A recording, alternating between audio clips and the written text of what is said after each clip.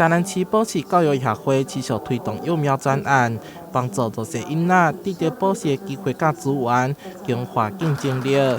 第112年学年度，总共提供2284个组合名额，总价值超过366万。那目前呢，台南市总共有83间补习班，一起来推动这样子的一个活动。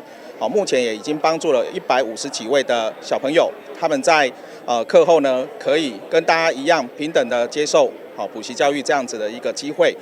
所以呢，我们会希望台南市补习班的同业们，大家有机会的话，可以一起来共襄善举。这次幼苗专案除了原本符合资格弱势家庭之外，更放宽申请。家庭突发变故，也是经过学校推荐，只要符合条件，就会安排适合补习班。台南市保教协会面临亏损风险，也要回馈社会，为教育尽一份心力。从疫情时代开始到现在，公部门跟私部门的协力，帮助了很多的孩子。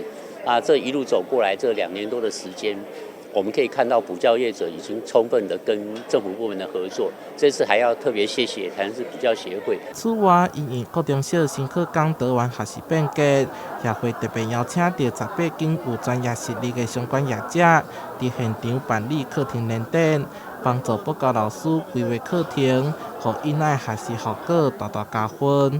台南新闻所会采访报道。